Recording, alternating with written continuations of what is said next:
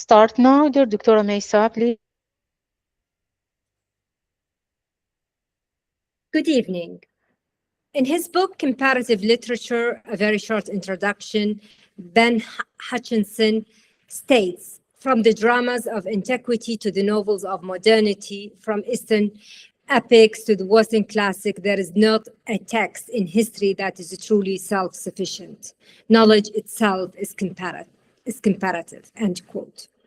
As an academic field that studies literature and cultural expression across national, linguistic, geographic, and disciplinary boundaries, comparative literature moves beyond studying single language or nation to explore how different cultures influence, interact with, and respond to one another. On this note, we are very lucky that we're going to learn more about this important topic today. The Iraqi Women Humanities Scholars is indeed honored to have Dr. Rebecca Masterton for our webinar this month. The title of her talk, What is Comparative Literature? Why Study It? Dr. Masterton is a prominent scholar with a long and impressive list of academic accomplishments. She graduated with a BA in Japanese language and literature, an MA in comparative East Asian and African literature, and a PhD in Islamic literature of West Africa, in which she critiqued the effects of secularism and colonialism upon traditional Islamic teachings on the self. And her PhD was from the School of Oriental and African Studies, the University of London. She also has a long teaching history. She's taught for over 20 years through different media, including one-to-one tuition, short courses at the University of London. She also taught at BA and MA programs at the Islamic College in London, and online classes for the Islamic Institute for postgraduate studies, both in Damascus and Birmingham. She has also lectured widely at conferences both in Europe, Canada, and the United States. Her publications include a translation of a work of Quranic ethics, books on Islamic spirituality, articles published in international journals, and she's due to have her PhD published shortly. We look forward to reading that. Thank you, Dr. Rebecca, for agreeing to be our guest for this evening. We're truly honored to have you, and we're very excited to hear from you and learn from you. I have a couple of notes, if you don't mind. First of all, we will let Dr. Rebecca speak.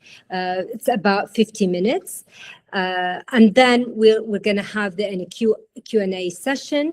We are going to open the floor for our guests. If they have any questions or comments, they're definitely welcome to ask them towards the end.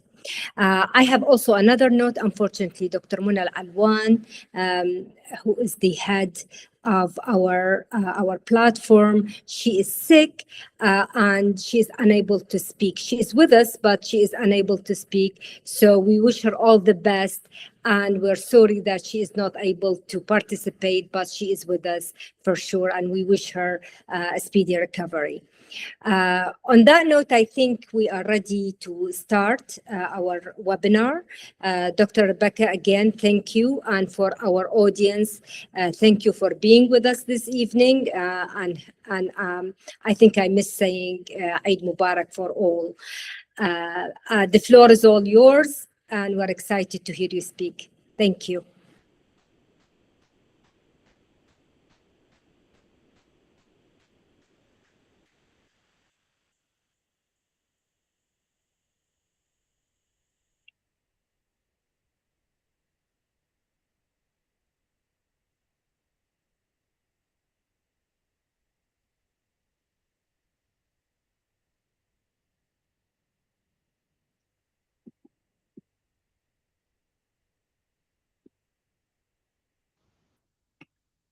Dear Dr. Rebecca, could you please try again?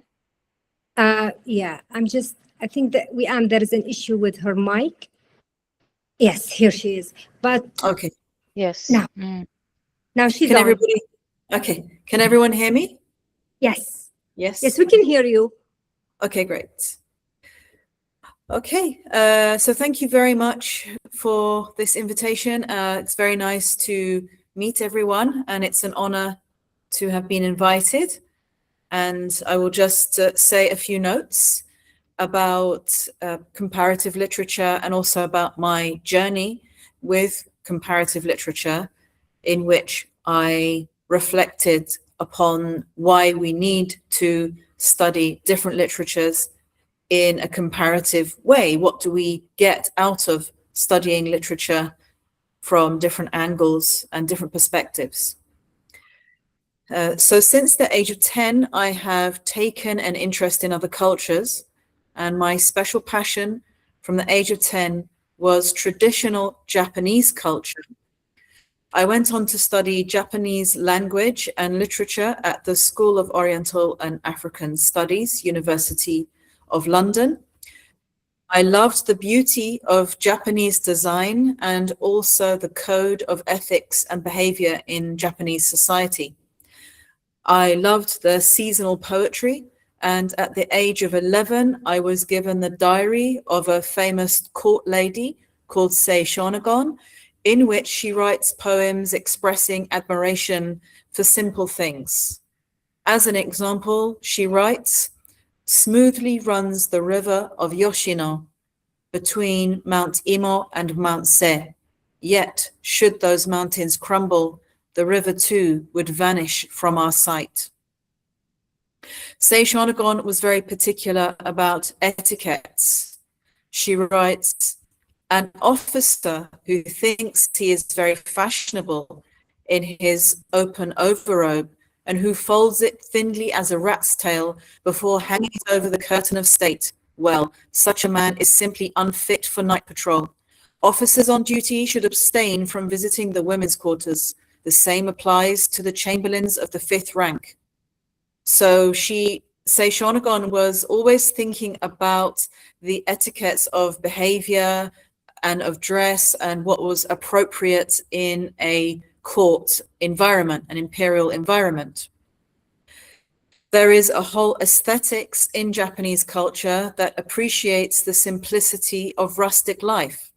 The countryside is associated with home and relief from the urban world. There is something called mono no aware, meaning the wistful sadness or pathos of things, such as an abandoned temple with moss growing on the roof, or a broken jug, a cracked bowl, or a frayed kimono. So I have always been interested in and had an affinity with non-Anglo-Saxon perspectives. African literature was popular at literary events in London in the late 90s, and I became interested in reading literatures written by different African authors, again encountering a different culture and perspective.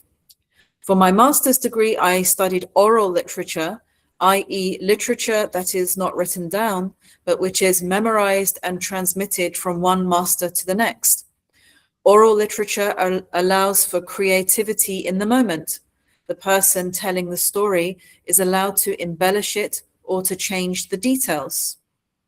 I chose to do my master's in East Asian and African comparative literature in order to examine how a European understanding of literature and expectations of literature is not universal, but rather there are different kinds of literature with their own merits, such as the oral epic narrative, which is important in Mali.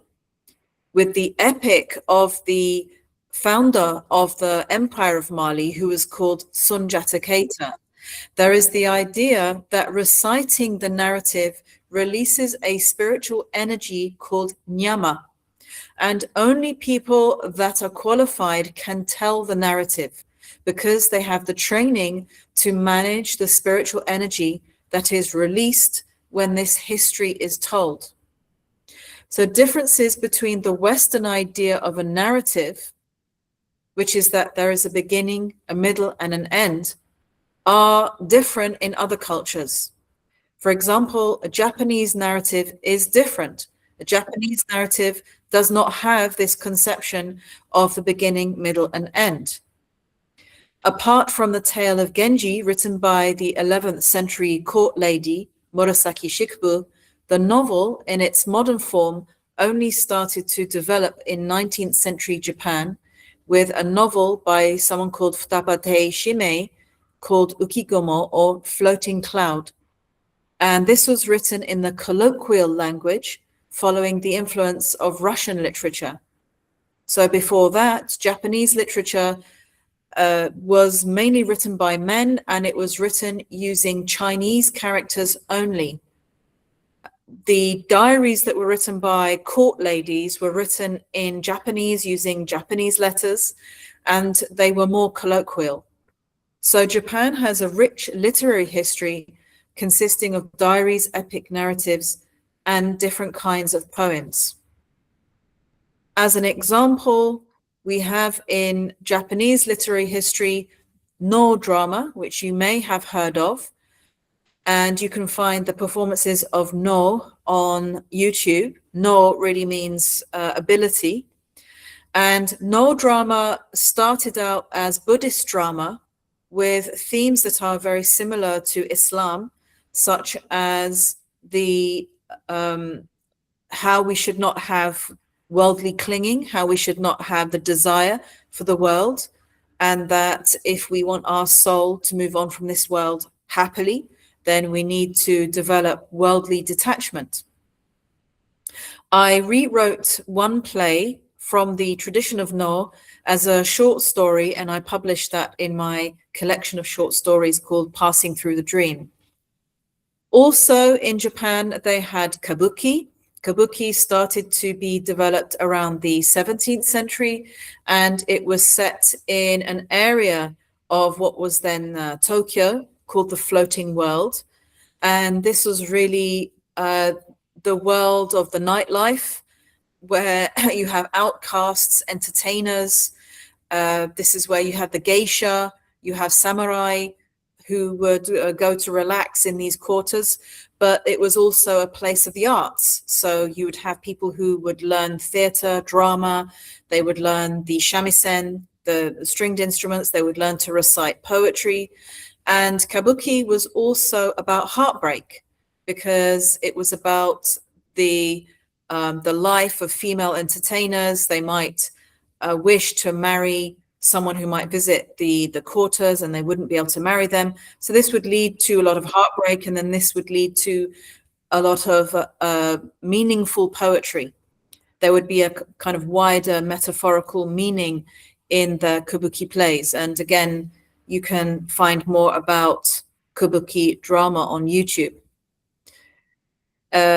So I, long time ago, I memorized one small section of a poem. This is from a 10th century poem that was written by someone called Prince Narihita. And it goes, Kimi ya koshi, ware ya kikemu, omoe hezu, nete ka, semete ka, yume ka, ututu ka. And this translates as, did you come or did I go? I can't remember. Was I sleeping or was I awake? Was it a dream or was it reality?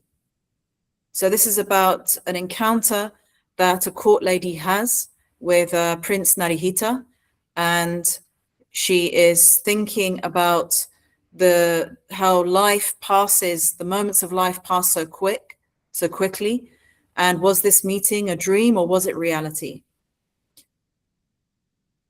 So beyond the issues of literary norms, there is the issue of how one perceives and understands existence itself. And this is something that I learned when I did my degree in Japanese language and culture and literature, and when I did my master's in comparative literature, because what I learned was not only about literatures in different languages, but I also learned about different worldviews. I learned about how people conceptualize the world, or they conceptualize reality in different ways. And so this really broke down my Eurocentric training, because obviously as a student in the UK, when you are studying English literature, then that is based on an English worldview. But when you encounter literatures of other cultures and nationalities, then you realize that, for example, the European worldview is not universal, as I said before. And this can open up, when we study comparative literature, this can open up the way that we see things and promote a better understanding of each other. And this was one of my desires when I was much younger and more idealistic. I saw the world as a beautiful place, and we simply just need to learn about each other instead of fighting each other or competing with each other. The world would be a better place if we sat down and tried to understand each other from each other's perspectives. So studying different worldviews can help us to learn more about ourselves. People are most interested in asserting their cultural norms as against others, rather than trying to learn how other people see the world or what their cultural norms are. So to go to the subject of comparative literature itself, it emerged as a discipline in Western universities in the 1950s. However, it wasn't until the 1970s that scholars began proposing that our understanding of literature is not universal, and that different cultures have different concepts of and forms of literature. According to Susan Bassnett, author of Comparative Literature, A Critical Introduction, the field of comparative literature arose with the revival of an Indian national consciousness. So it started to arise after 1947, after the British had got out of India and after partition, and with the emergence of an Indian national consciousness as against an English national consciousness, which had been spread around the world as if English was the definitive culture or the definitive worldview.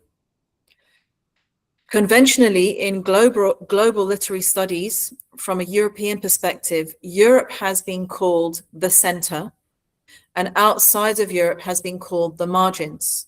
So often when you are reading works on comparative literature, even up until the 90s, you would find that the authors would still refer to Europe as the center, and they would refer to Asia, the Middle East, or Africa as the margins. So you would find articles such as "The Margins Write Back," as an example, people writing from the margins, as if writing from the margins would be challenging the center, which is Europe.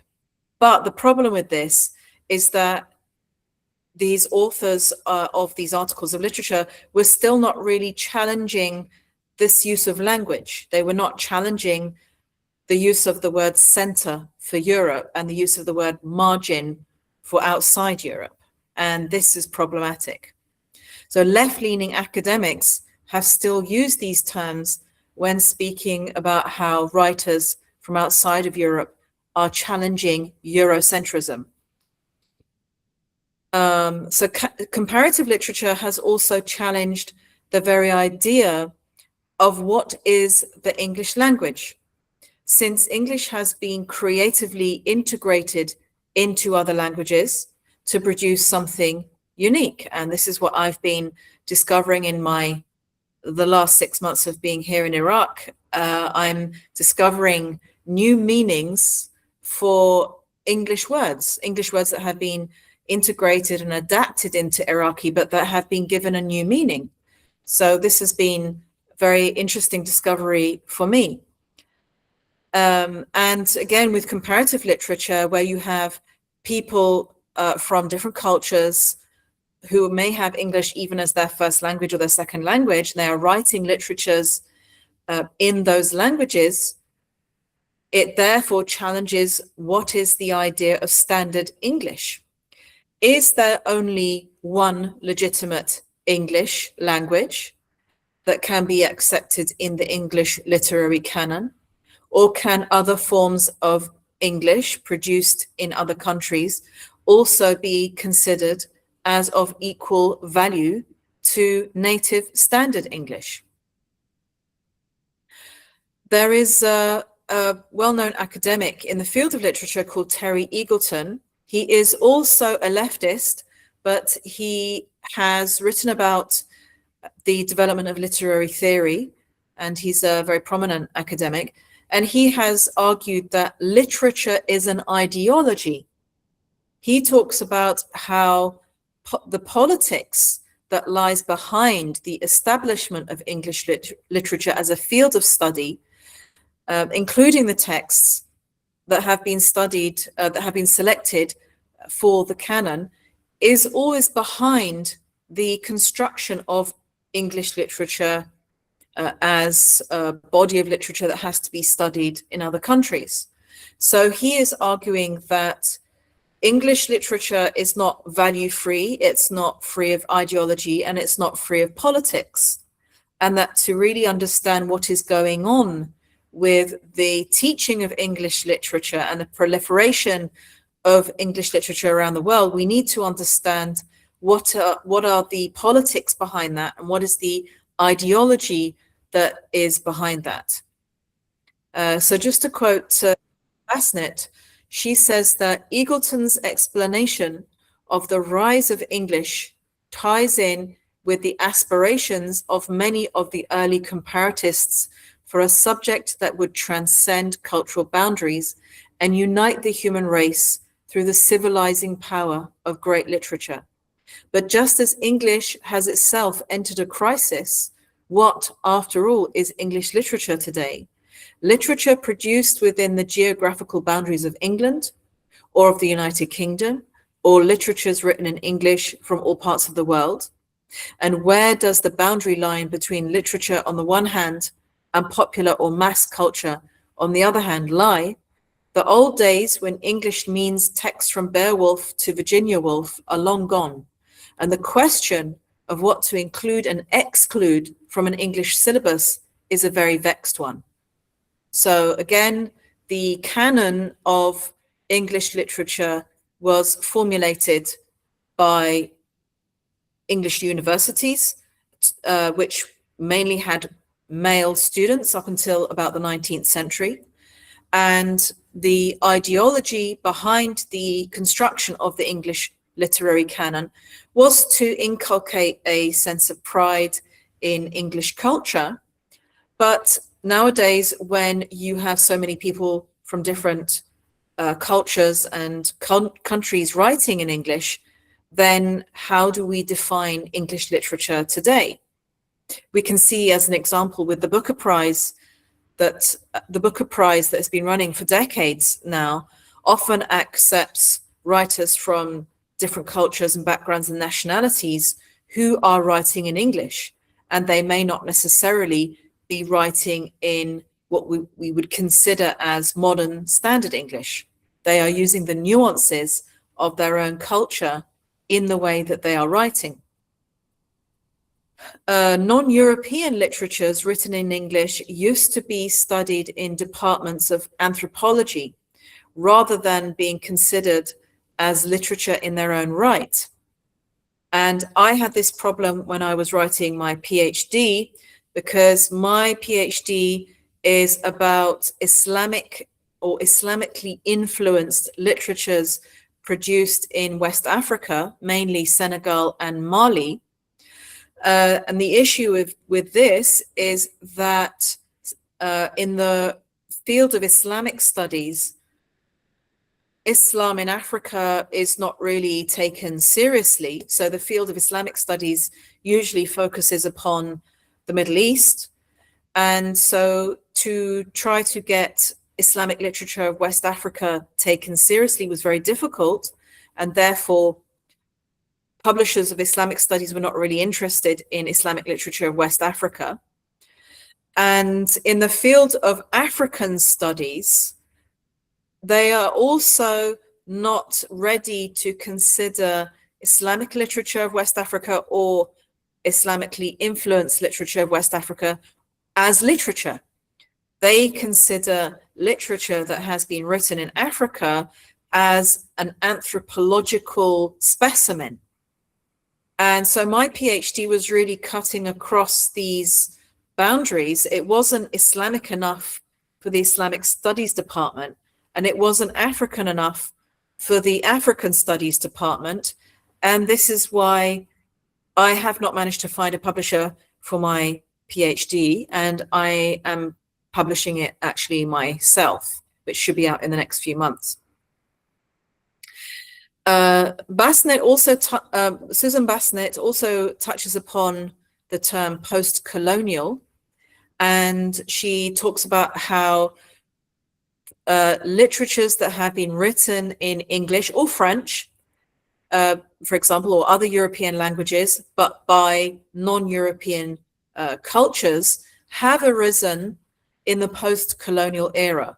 So particularly at a university like School of Oriental and African Studies, University of London, there was very much this interest in the rise of nations after the end of colonialism and what was happening with people's voices. So there was a lot of interest at SOAS in the production of media, newspapers, books, novels, articles, film, drama, art. There was a lot of interest in this in terms of how nations are forming their new identity after the colonial period. There's also very much the theme of exile in post-colonial literature, because we also have the migration of people from ex-colonized countries going to the West and finding themselves in a state of existential exile or mental or cultural exile as well. So this was very much a theme of literatures that were produced in the post-colonial era. So African, Chinese, and Japanese writers were also crossing over from, Japan and China, they were not colonized by Western countries, but particularly from the 19th century onwards, there was very much this impact, particularly of American culture in Japan. And there was a recognition that the West was getting ahead technologically, and that China and Japan had to, in a sense, catch up. So they also went through their own traumatic period at the end of the 19th century and going into the beginning of the 20th century, where there was a huge change in culture. We have literally overnight the dropping of traditional Japanese and Chinese dress, a mass integration of English terminology into both Japanese and Chinese. And obviously the role of women changed as well. So in the 1920s, Japanese and Chinese women, like Western women as well, were cutting their hair short. They no longer had long hair. And this then, this shaking up of the society then produced a lot of literatures that were trying to express the impact of this sense of shock of Westernization.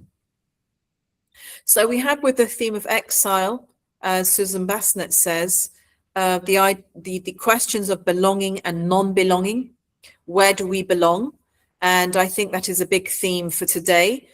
I have taught Muslim students for 25 years in London, and me coming into Islam, as an example, I am moving away from standard European culture, but then I would also be meeting Muslims who were, they're not born in Muslim countries anymore, they're being raised in the West, so they also have questions about identity as well. And so we were able to share this space where we are exploring where we actually belong. And I think that there is a growing global culture of people that do not belong in one nation anymore. There are people that do not belong to one culture, but rather, especially now that we have the internet that has accelerated, we have a kind of shared global culture. And this is an opportunity again for us to learn about each other. So we have the idea of belonging and non-belonging. and the problematics of language, national identity. Along with the rejection of the canon of English literature comes a rejection of a British-based standard English, and the same process can be seen happening to other European languages in post-colonial societies, alongside a reappraisal of native vernaculars. So, I mean, in actual fact, standard English was only developed with the coming of the radio.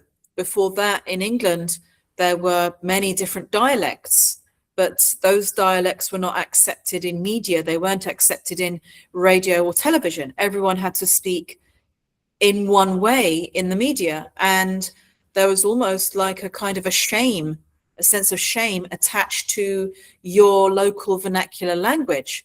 But this is starting to change. I mean, now in the West, for example, in Britain, we have people with different accents that are speaking in the media, but this has only really happened since the 1980s. And so in the field of comparative literature, where people are writing in their local vernacular languages, not the classical or standard languages, this has started to challenge the idea of what is an acceptable language to write in. And so another theme that I touched upon in my PhD was the issue of esoteric knowledge versus secular modernity. Again, one of the reasons why I accepted Islam was because we have all but lost a sense of the esoteric, or a sense of the inner dimensions of the soul or of existence in the West. The West has more or less exclusively become concerned with the material world, and I was not satisfied with that culture. So when I was starting to go to the Middle East 30 years ago, and I was encountering Islam as a lived tradition in different countries, then I felt that while not being perfect, it still nevertheless provides a space for the esoteric and an acknowledgement of the reality of the spiritual worlds. And so this is what motivated me to write my PhD. And so just to touch upon that, the discussion on comparative literature has largely addressed the issue of cultural values, language, nationhood, and traditional and modern identities. But my PhD covered something more transcendent, the issue of esoteric knowledge. My argument that due to the erasure of the esoteric tradition in Europe and the proliferation of a secular materialist ideology and culture, European critics, in engaging with non-European spiritual literatures, judge those literatures from their own secular materialist mindset, thereby missing the entire point of literature inspired by and teaching esoteric knowledge. So in a nutshell, if you do not have a lived experience of the esoteric, then you are not really in a position to critique esoteric literatures. You might critique a piece of esoteric literature from its cultural, national characteristics, but you will not understand the experience of the esoteric that it is trying to convey to the reader. And so looking at my PhD, I was looking at a Fulani tale of initiation, which is about the story of three friends who travel to a spiritual world where they meet a spiritual master who endows them with knowledge, esoteric knowledge, and only one of them really values this esoteric knowledge and comes out of this journey to the spiritual world in one piece. And I was also looking at a novel that was about a Muslim boy in Senegal. He is studying under a spiritual master. He is immersed in a sense of the esoteric, a sense of his own self. And because of the colonialism of the French and their imposition of a secular consciousness and secular education through their schools, then this boy has to detach himself from his teacher and go to the French school. He ends up going to Paris to study philosophy. And in essence, he loses this connection to himself. He loses his esoteric knowledge. And so this raises the questions of, again, who are we? What is our identity? And what kind of knowledge is of value? And during the 1940s and 50s in Africa, there was a literary movement called negritude, meaning blackness. And this was mainly in the Francophone countries. So it was in the French-speaking West African countries. And African writers were producing literature that was, so it was a negritude movement, a sort of movement of blackness that incorporated Marxism and surrealism. But the issue with Marxism is that it is grounded in a materialist perception of reality. And surrealism is interprets a consciousness of immaterial realities as nothing but a product of the unconscious mind. So with these two narratives that I was looking at, these two narratives that were talking about the value of esoteric knowledge, they were really going against the tide of Marxism and surrealism that was very popular in Africa at the time. And I don't know too much about Iraqi literary history, but I am aware that up until about the 1960s, Marxism as an ideology of resistance was very popular globally. So it would actually be interesting to find out what kind of literatures were being produced in the 50s and 60s in Iraq as well, when Marxism was very popular and widespread. So these stories that I was writing about focus upon the human being's relationship with immaterial realities, the alam al-mithal or the alam al-khayal. I think someone's ringing the doorbell, as has been acknowledged and discussed since they were published.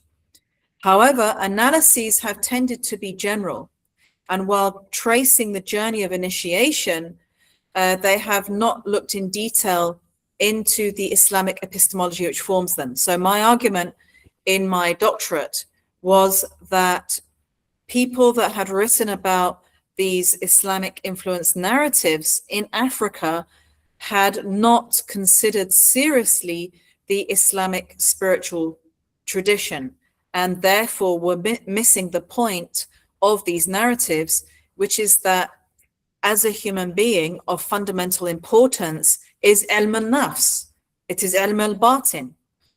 And so my argument was that we need to have ilm al-nafs, we need to have ilm al-batin in order to understand literatures that teach about ilm al-batin. Critics were calling these two narratives, one of them is called Kaidara, and the other one is called Ambiguous Adventure. Critics were calling these two narratives African literature, but they were denying or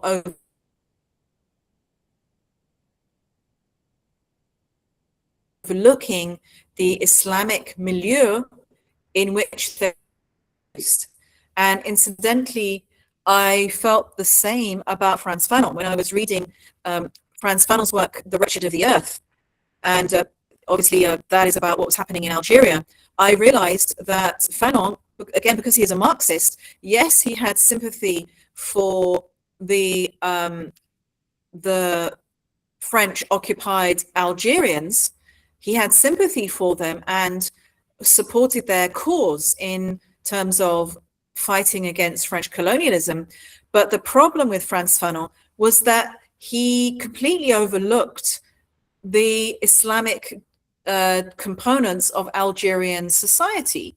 And therefore, it could be said that in some sense, he was doing the same as what the French secularists had done, which is to deny the spiritual dimensions of the human being as taught and supported by the Islamic tradition. Marxism or secularism both deny that the esoteric is real. They both deny that the alam al-khayal is real. And that is a problem when you're trying to understand societies that believe that the esoteric is real. So my study argued that a serious critique of Islamically influenced texts cannot be made without the Islamic tradition from which they emerge being taken more seriously and investigated deeply and even as a key theme in both Kaidara and Ambiguous Adventure. The key theme is that esoteric knowledge is of fundamental importance to human life. And this is what I personally feel as a human being as well.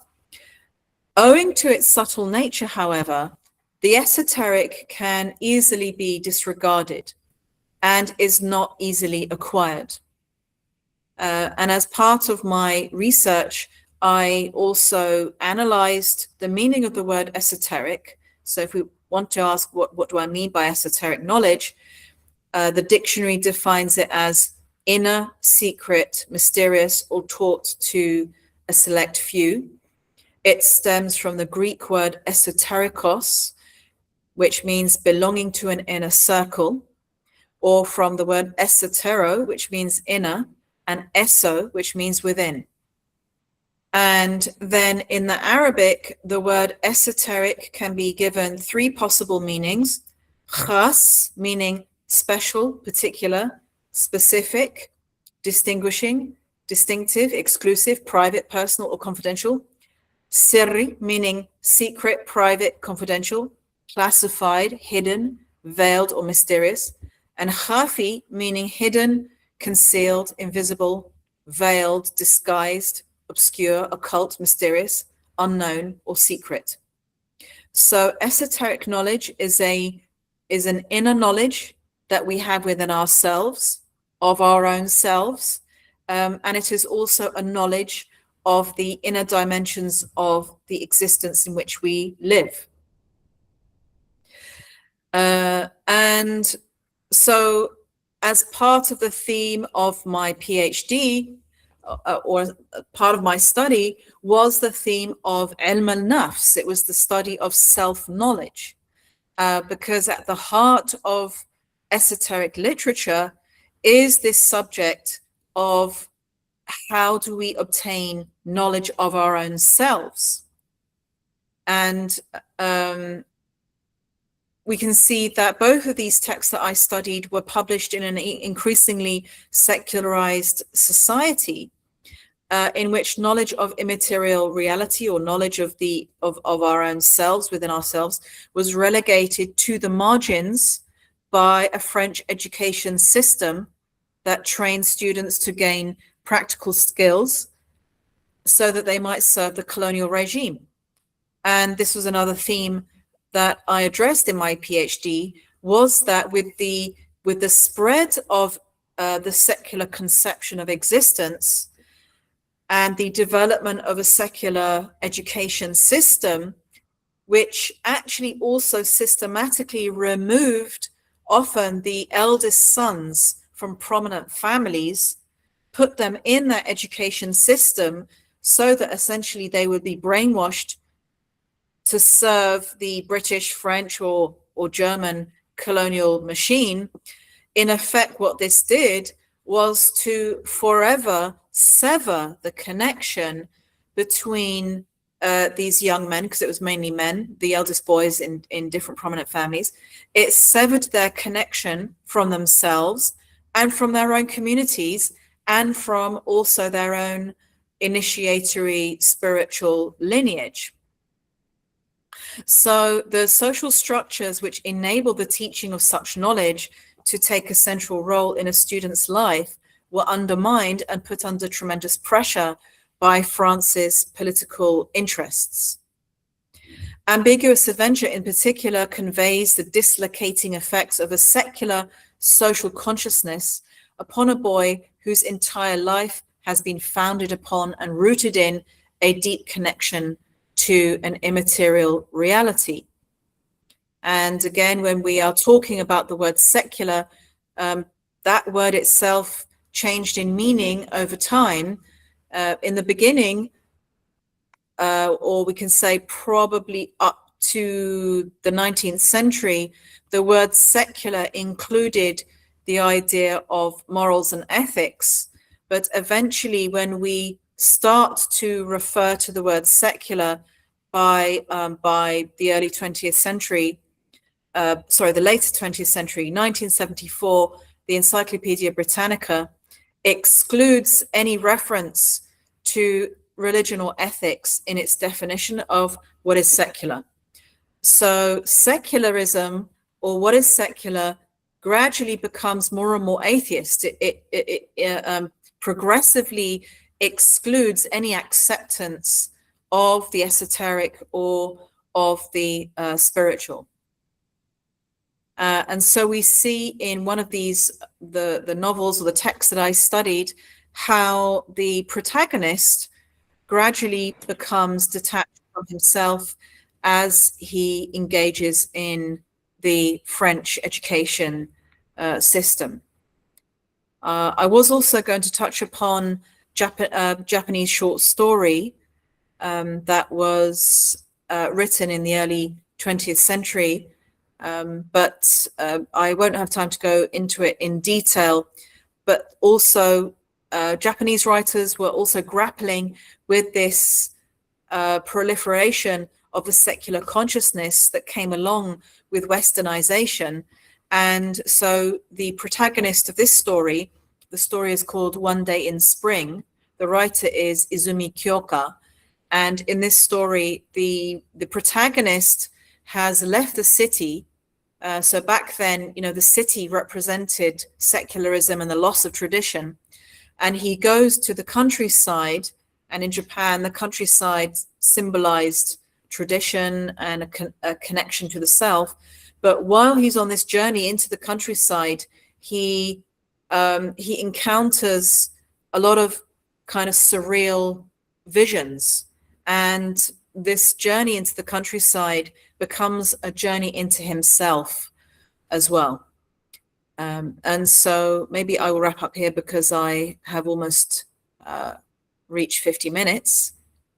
And please feel free to talk a bit more. We are definitely so excited to continue hearing you. So if you have a bit more to tell us, please feel free to do so. Okay. Another 5 minutes just to wrap up, maybe. Okay, that's fine. So maybe you. I'll go into a little bit of detail about this Japanese short story. Just have some water. So Japan has its own history of the surreal and the fantastical. In fact, for, again, people who might not be familiar with the Japanese conception of the fantastical, some of it might come across as very, very bizarre to people that are not used to this kind of literature. But what we see with the impact of secularism or secularization and Westernization is that the surreal becomes kind of integrated into a secular literary form. So like other Eastern countries, Japan underwent dramatic changes in its culture as a result of the impact of industrialization and modernization, particularly in the 19th century during the Meiji period from 1868 to 1912.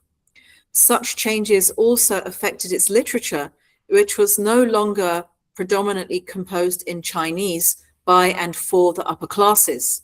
The vernacular was brought in, the novel was introduced for the first time, and a secular approach was taken towards narrative itself, as new generations sought to keep up with the writers of Europe and Russia.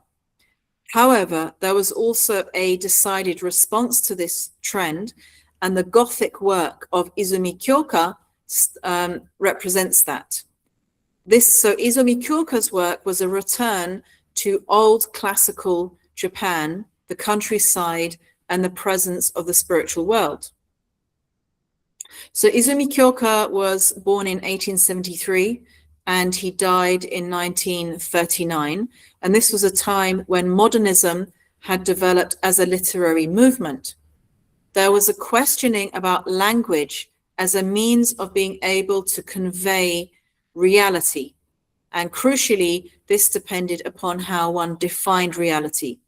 There was also a resurgence in native older Japanese culture and a return to the past. So this was in response to this shock of westernization and modernization.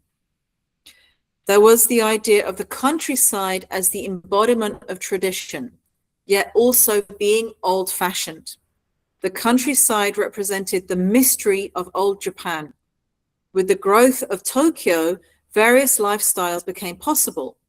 In politics, left-wing radical groups and women's rights groups emerged, as did cafe society. The Russian Revolution of 1917 influenced Japan as it did China. Many Japanese intellectuals were well versed in Russian literature and in European philosophy. But resisting the various forms of realism popular during the Meiji Enlightenment in the 19th century, Izumi Kyoka was among the most popular writers who continued to work in the old-fashioned genres of fantasy, mystery, and romance. Gothic Tales made available for the first time a collection of stories by this highly influential writer whose decadent romanticism led him to envision an idiosyncratic world, a precious and bizarre world, though always genuine. So he wrote this story, One Day in Spring, and One Day in Spring is written in a modern prose form. So I read One Day in Spring in its English translation, and so Izumi Kyoka was not using traditional Japanese forms of writing. He wasn't using the diary, he wasn't using drama or poetry. He used the European short story form, but he conveys very effectively and through very dramatic imagery the experience of this young man who goes on this trip from Tokyo to the countryside, where he encounters, we could say, the remnants of a Buddhist world in Japan. And of course, again, Buddhism, like I said earlier on, it shares similarities to Islam in that it acknowledges there are spiritual worlds. It acknowledges that we move on to the next world, that this world isn't the only world that exists. And so Izumi Kyoka, in this story where the protagonist goes on this very strange journey, he has very surreal, almost dreamlike encounters with people. And the author, Izumi Kyoka, kind of breaks down for us, the reader, breaks down this barrier between what we think is this world and what we think is the spiritual world. So these two worlds start to merge together. And this has been one of the themes of my studies for the last 20 years, which is that we do not just live in this material world. An essential part of ourselves is immaterial, and that it connects to the immaterial world as well. We essentially have a foot in both the material world and the spiritual world. But the problem is, especially if you're a Westerner, this is a whole other theme for me, which is that as a Westerner, you are expected naturally to unquestioningly inculcate what has been sold as the most advanced civilization in the world and the most developed civilization in the world. You know, it's the most technologically developed, the most scientifically developed, and that any idea that the spiritual worlds might be real is laughable. And that's really how it was in the West. Any idea that there is God, there are angels, there are different dimensions of existence would just have been considered as ridiculous. And this is, I'm not exaggerating either, because I also learned that, I think it was University College London, where they had courses on philosophy.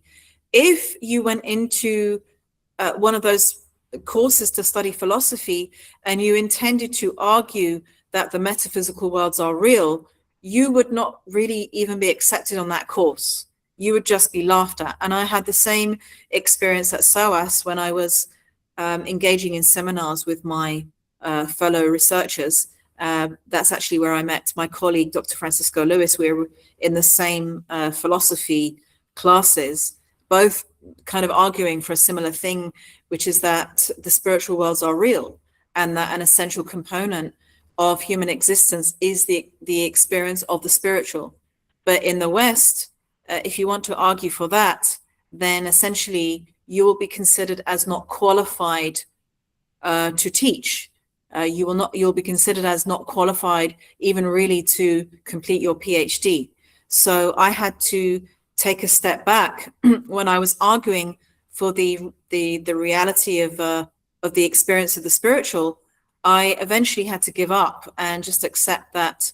In fact, my supervisor said to me, "You're not here to change the culture, you're here just to do a PhD." So I took a step back and I kind of wrote about the spiritual as if I was an outsider, as if it was just a topic that I'm writing about.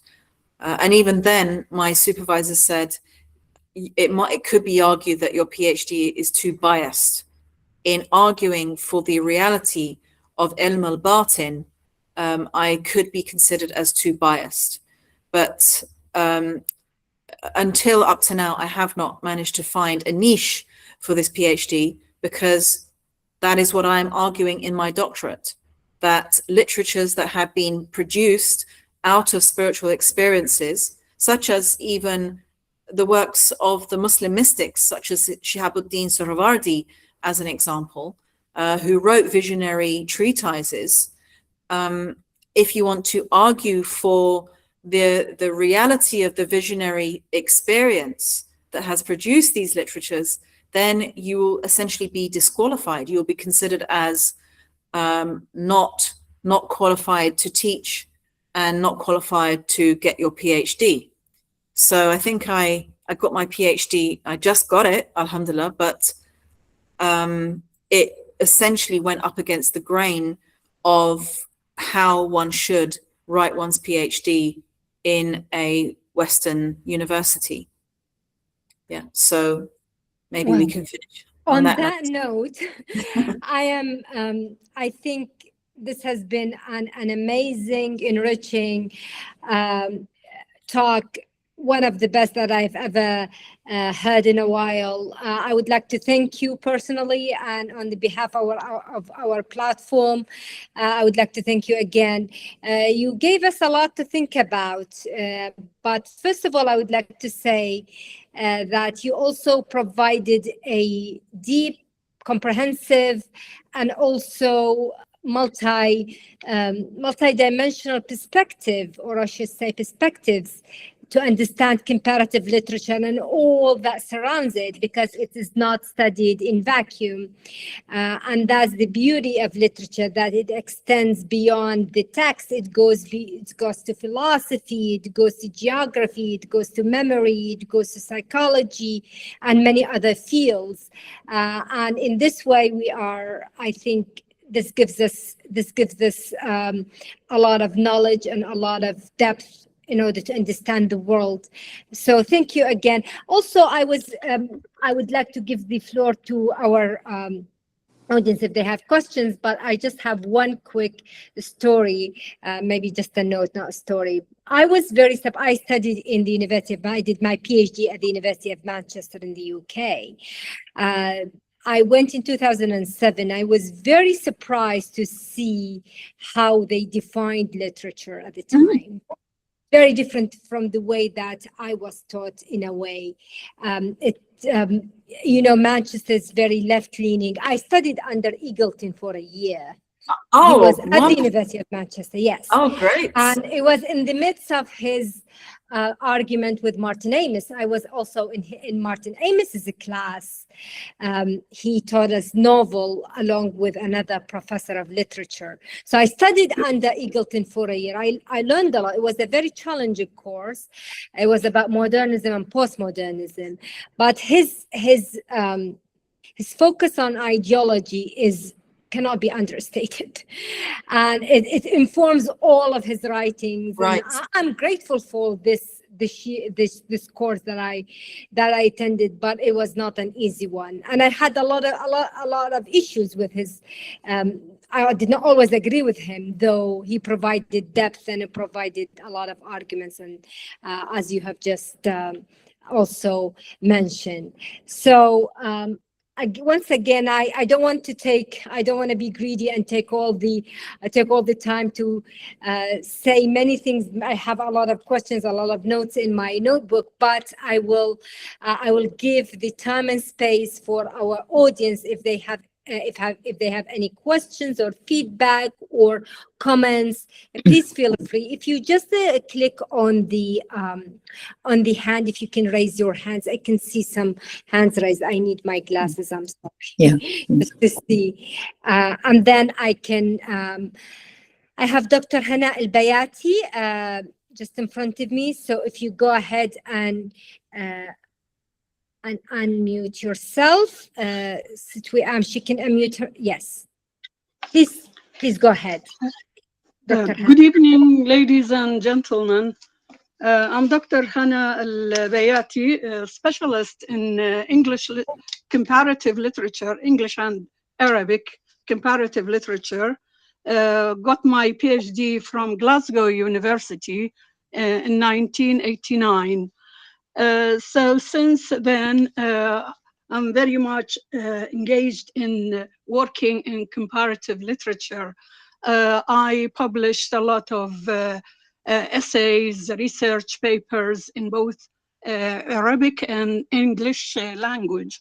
So I have a great interest in this topic as it becomes my major.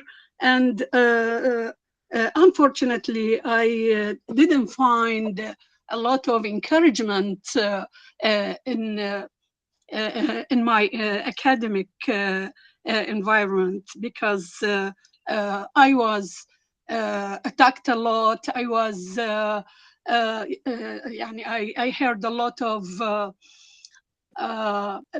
academic people or teachers against my opinions. I don't know. I will tell you about this later, probably, but now I have many questions, actually. And before asking my questions, I would like to thank the lecturer because the lecture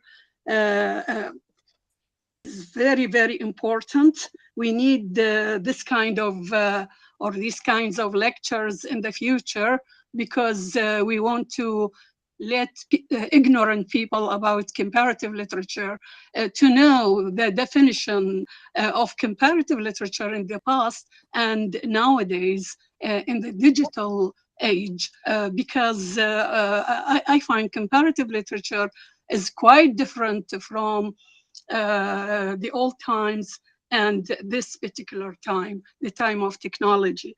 Well, my questions, actually I have 4 questions. I don't know whether you will allow me or not. The first question is about the schools of comparative literature. We all know that we have 3 basic schools of comparative literature, the old ones, I mean, starting with the French, moving to the American, and then to the Russian. And we can add the English as well, because the English is not the old comparative literature school. So we have to stop at the English and the Japanese comparative literature schools.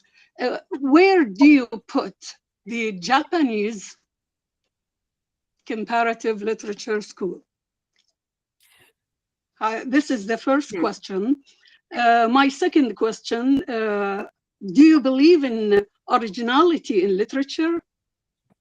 My third question is plagiarism in comparative literature in the digital age. You can say then and now. The fourth question is the influence of Japanese literature on the world literature, especially the haiku poems. Thank you, Dr. Hannah. I think we can leave. Please, Dr. Masterton, you can answer if you want. Yeah.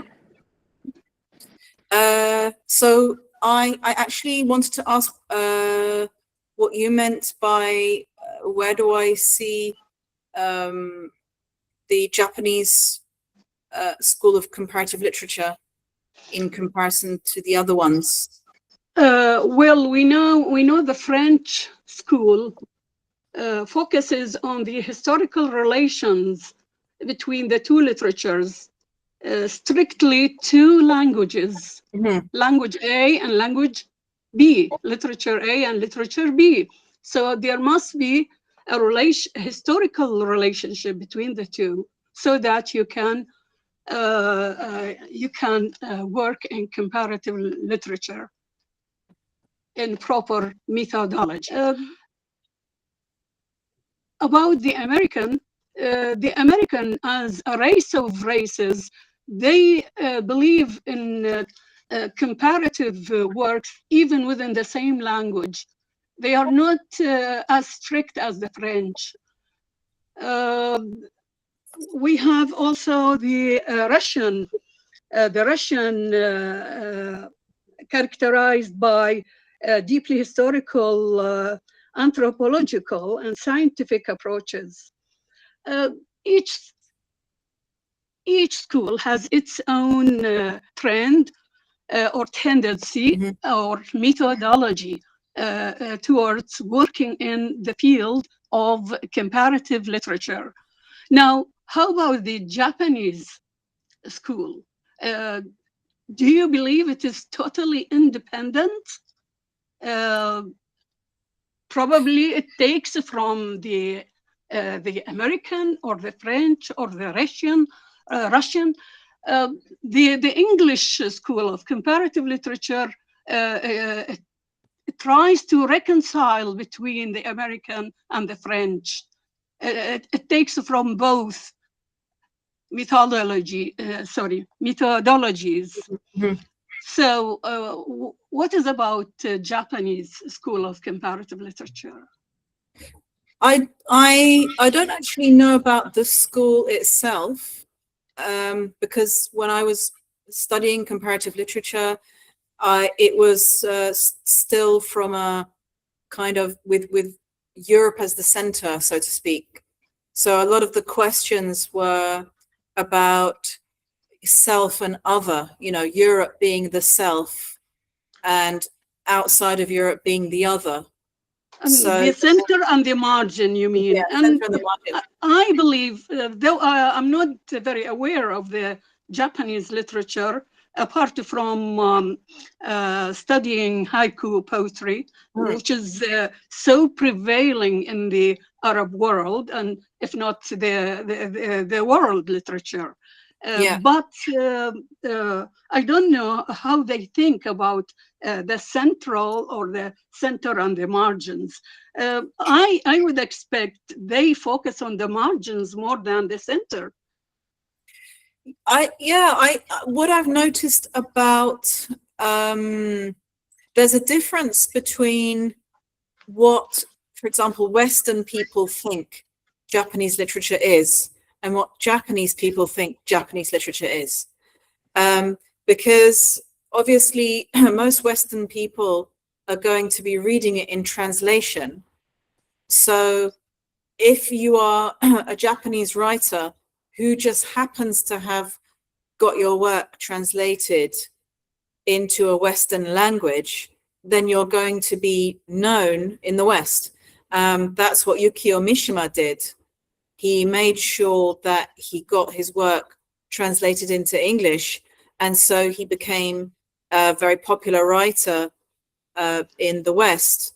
And the same is for Haruki Murakami. He's very, very westernized, and a lot of his work is, he might as well be a Western writer. I mean, he's a very westernized Japanese person, so his work is always referencing Western pop groups and things like that, and the kind of sense of isolation and existential questioning that the West has had as well. And so his work is very popular in the West just because it's been translated. But there's a lot of work that hasn't been translated. So again, you have I mean, the no dramas emerged out of the Buddhist tradition. Lately, I've been teaching Japanese professionals online, and they no longer even really study their own heritage. So they are losing an awareness of their own literary heritage.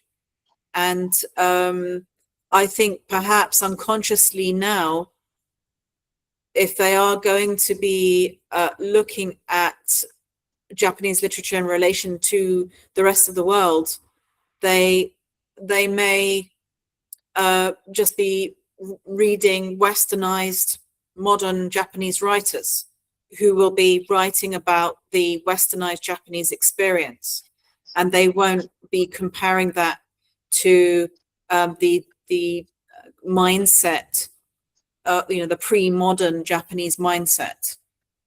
So, but I mean, Japan is very divided as well, because you have very pro-American, pro-Western Japanese sections of Japanese society, and you have those that are very anti-West and very pro-tradition. So I think that the people that are very pro-tradition would probably consider writers like Yukio Mishima and Haruki Murakami. They would consider them as, they wouldn't really take them seriously, put it that way. Yeah. Yeah. For the other questions, if you want to, if Dr. Rebecca, if you want to sum up, she asked also about plagiarism and other questions, if you have some comments before we move on to our next question, please. Yeah. So plagiarism is a good one, because I mean, again, in the West, there have been very, very strict rules on plagiarism, extremely strict. So when I was doing my doctorate, if you are found to have even one sentence in your doctorate that's been plagiarized, you would be disqualified. But now, I think because of the digital era, there are there's this whole big discussion on what is allowed and what is not allowed. So, and of course, literature does borrow. Everyone is borrowing from each other, and it's a dialogue and a discourse. So, I think we're in a time of flux where people still haven't really managed to figure out what the rules are today. Yeah. So you don't believe in originality in literature. Each author borrows from the previous, and the next from the previous, and so on. I mean, I think there can be innovation, but innovation is so an author might have their own a style that nobody has ever come across before. They have invented a new style of writing. But the creation, yeah. But in my experience, they are drawing upon and referring to previous literatures. So they're sort of reworking previous literatures into something new. So I think that the manifestation may be original, but the sources will be, they'll be drawn from the past or other sources. Great. Thank you. I think we can move to, I will conclude with Professor Lamia. We have, I don't know, if Dr. Tabarak. Yeah, Tabarak okay. Muslim, I think if you can just unmute yourself and ask the question, or if you have some comment, go ahead, please. Yeah. Thank you very much, Dr. Rebecca, for this valuable, interesting, and inspiring information about other literature than English literature, because we are not really familiar with other literature than English literature. We studied, the only literature we studied was English literature and a bit of American literature. My question is, in the light of cultural changes and globalization, do you think there is a change in the subject matter and methodology of comparative literature?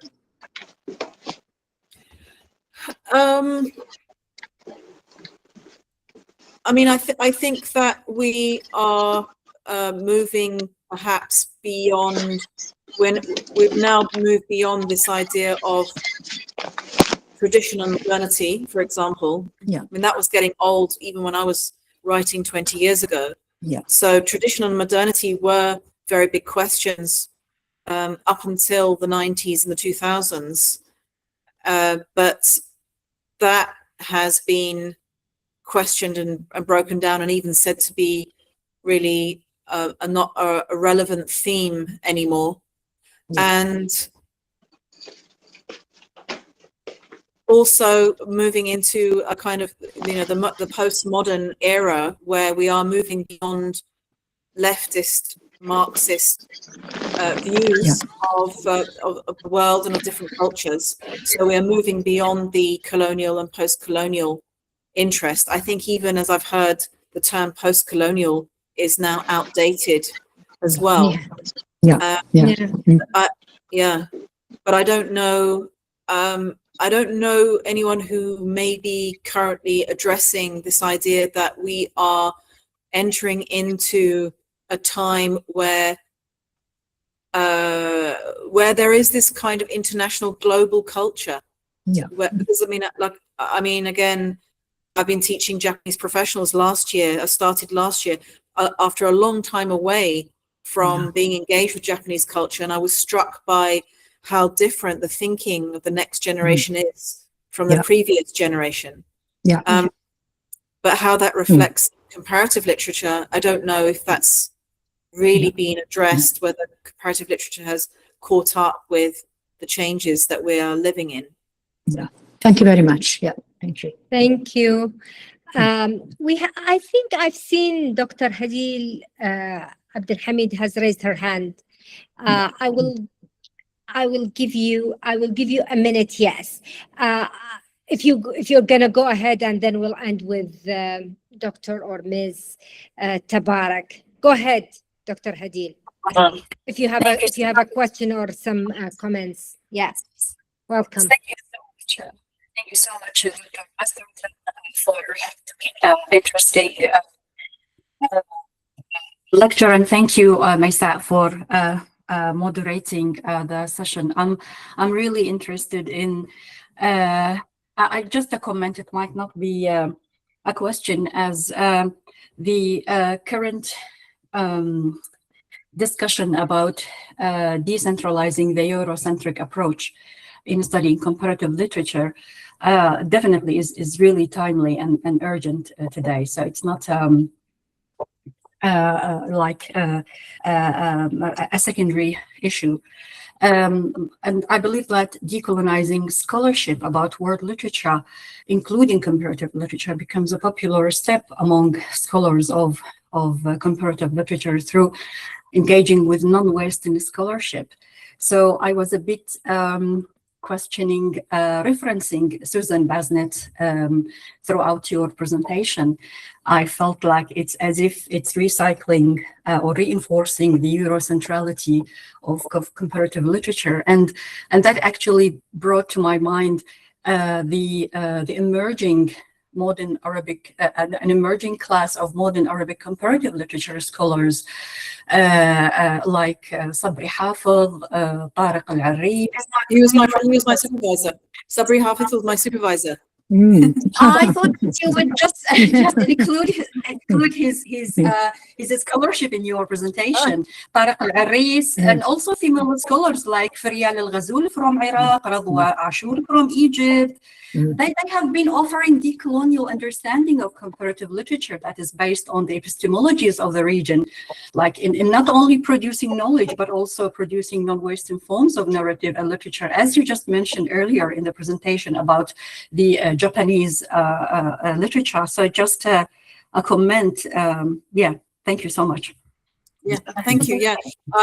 Yeah, I haven't, at the time that I was doing my studies, I had not at that time looked into what was being produced in Middle East countries, and because I got into the field of Islamic studies, so that became my focus, and I haven't had the opportunity to catch up with what has been produced in the Arabic-speaking countries, including the work of my own supervisor.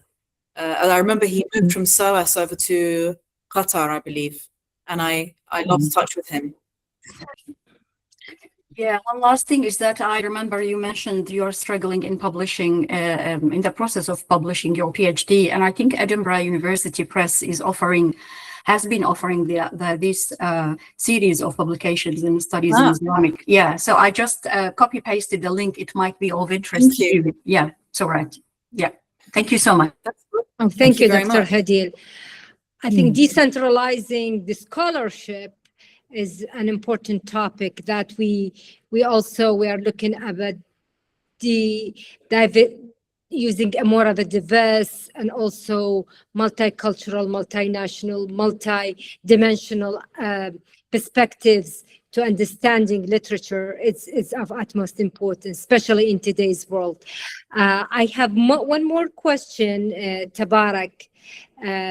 Dr. Tabarak Muslim, please go ahead if you unmute yourself and ask, or if you have some comments, please go ahead. Thank you. Good evening. Good evening. Well, let me start by introducing myself. This is Tabarak Saudi Muslim. I'm a master's student who's on the verge of writing the master thesis. I would start with giving a big hand for Professor Rebecca. This was such an informative lecture, and actually I was really intrigued with how rich and informative that topic was. And I was further interested in the comparative literature itself, okay? And I also thought that it would be a really good opportunity for me to ask questions, since I'm on the verge of writing my MA thesis. And I'm interested in the comparative literature, but at the same time, in Iraq, students of MA are limited to choose one genre and to compare two different texts within that genre in the thesis. And recently I have come across a kind of a different field of study. It is called cross-genre comparative literature.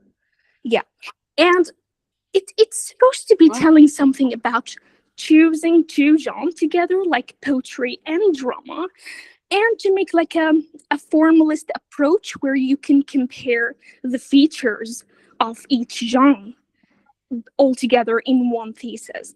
But I also know that in our universities and our colleges, we are limited to be choosing only one genre. So I don't think I've ever heard about this before. If you have come across any kind of information that would be beneficial for me, it would be really a delight to listen to. And that would be my question. Thank you for listening. Great question. So that's difficult.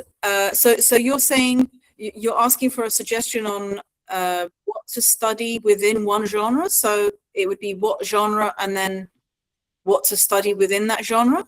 Actually, I'm asking if this is possible, even in a global sense here, not even locally, because we don't have this in Iraq.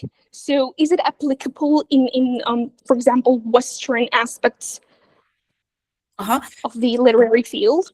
Yeah. So for example, if you were to choose the genre of the novel, then you could compare prose poetry, for example. Yeah.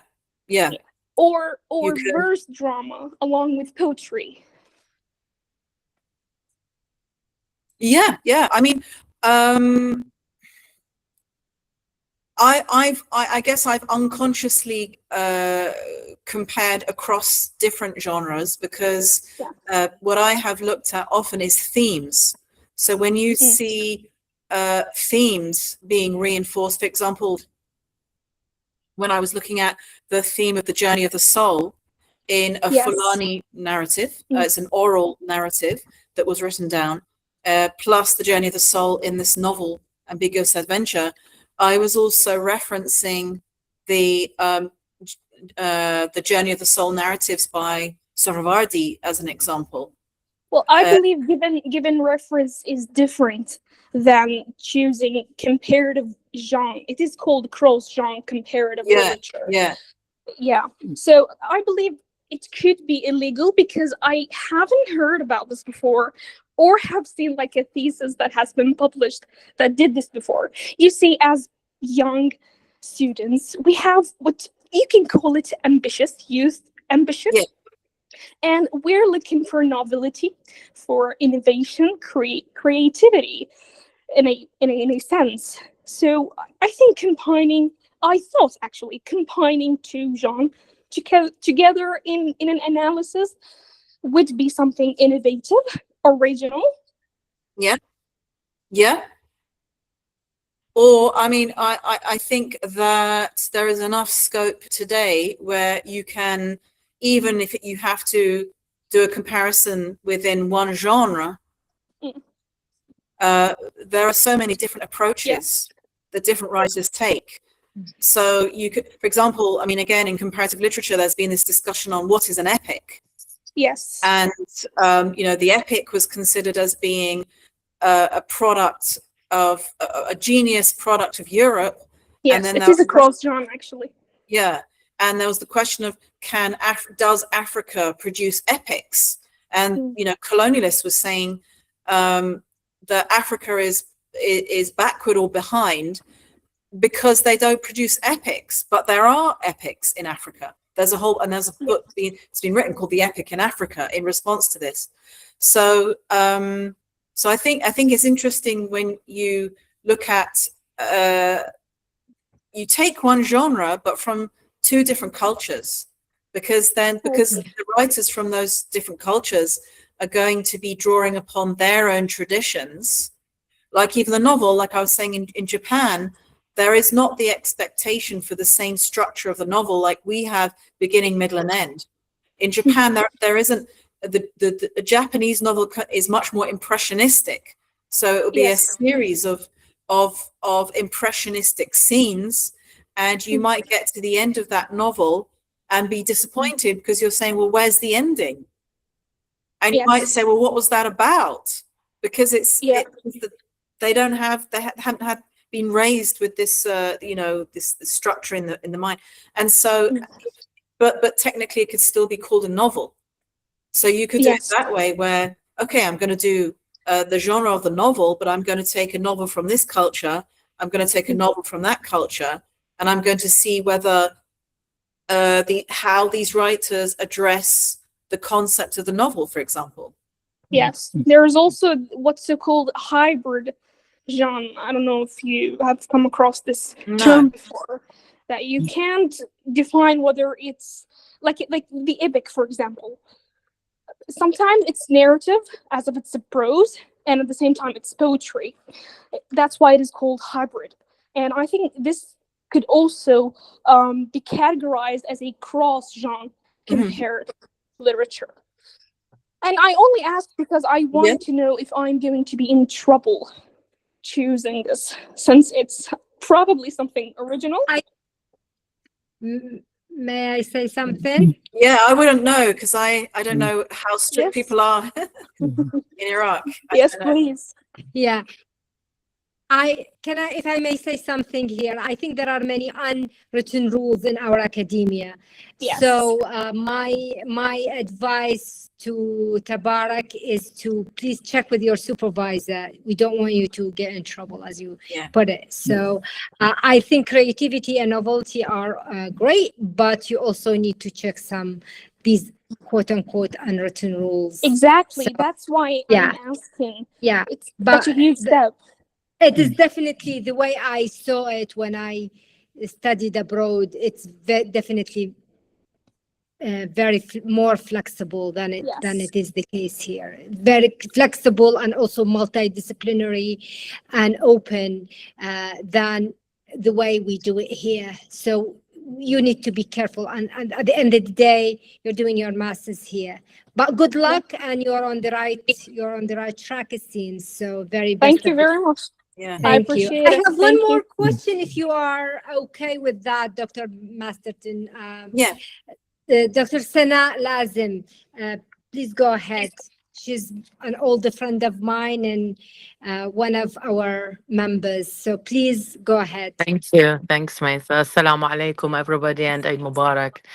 I just wanted to comment on Tabarak's question, or let's say the things that she raised.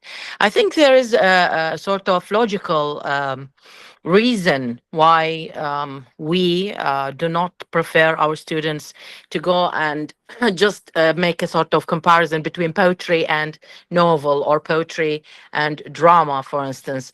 She said one of the things that she was asking about, why do we have the same genre here and there? For instance, if I want to make a comparison within a certain context, I would choose a Sayab and, for instance, Coleridge or something like that.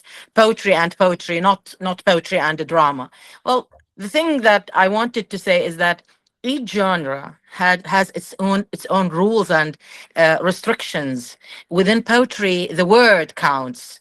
But within the context of drama, for instance, it's not only the word, it's the action and the way the direction of the theater counts, the way the lighting and the way the usage of colors, all it counts, the way the text is written, using words to make things compressed, telling you feelings without even expressing them, just like in the theater of the absurd or other kinds of theater. Within the novel, Professor, aren't we talking about drama? We're just not talking about performance. No, no. You can never distinguish or make a split between performance and drama as a text, because within the text, the playwright is writing everything, every single gesture. You see, everything is we're written. Analyzing gestures. No. You are. When you analyze a text, a dramatic text, a play, you are using every single word, even the stop, the pause counts. You see, so it is as if you are doing this, as if you are watching you are sitting within the theater. This is the way playwrights write their plays.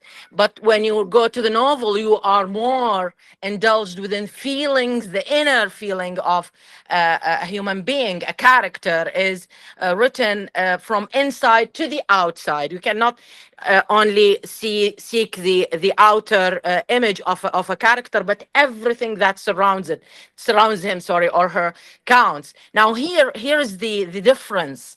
Within poetry, a word may give you a whole world within a word. Professor, but I'm saying that so this you is cannot something... just let me finish my idea, please, Tabarak.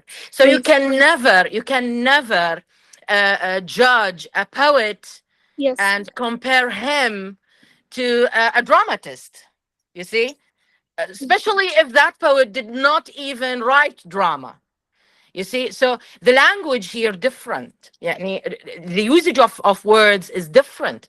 This is why we, as professors, we never suggest to our students when they want to make a comparative study, we do not recommend that they would take two different contexts, poetry and drama, for instance. Why? Because they will be, I don't know, but I think they will sink into deep seas, deep oceans that they cannot manage. This is why. You see, comparative literature by itself is a treasure that needs to be. It needs a whole journey. Yes. It is tiring. You see, especially with the different schools, especially with it is an unlimited world. Yes. The horizon is your limit, but and it will add to your trouble when you are going to do two different genres, and you can at least manage one, and then you can, when you are capable enough, you might be able to do two different genres. This is what I feel. I'm by the way, I'm a very old خلينا نقول researcher in comparative literature. It's very obvious, actually. But it's you can, obvious but that I never stepped into that world. Why? Because I cannot claim the idea that I can manage a poet and a dramatist, two different minds, even if I'm comparing only culture or Well, it's actually the effect and the influence and the influencer. This is it's the fact, it's dear. not a claimation. It's that it is something that I have come across, which is it is actually termed already. It is called cross. I know it is termed, but it needs effort and time, which you do not have in your MA. You have a very short, limited time. Yes. Sorry. I'm sorry. It seems that I take crossed this the limits of time. I think Thank you very Tabarak much. can benefit greatly from you if you can visit her and have this discussion about generic conventions and the ability or inability to study Thank you. two different genres in at the college. That would be great. I would be grateful to for example, facilitate that discussion maybe somewhere else. I would like to. I think I would end the discussion by saying that today's lecture was very rich. Thank you very much, all of you, for preparing and doing that. Thanks for the guest, and thank you, Maisa. Thanks, everybody. Oh, thank you for your thoughts on Tabarak's questions and for your feedback. I think she will benefit from that. But our star guest is Dr. Rebecca.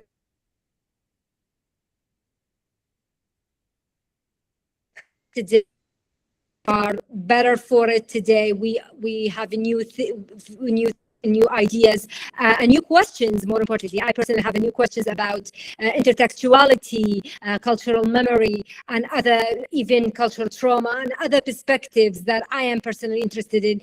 If we studied it from comparative literature, as you introduced it today, gave us a lens to the world. And it gives us the ability to see the world with a different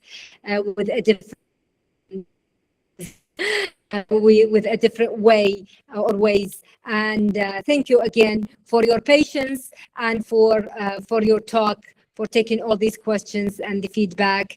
And thank you for our audience and for everybody who attended. We wish you Eid Mubarak and thank you and good evening, everyone. Assalamu alaikum wa rahmatullahi wa barakatuh. Thank you. Thank you again. Thank you. Assalam.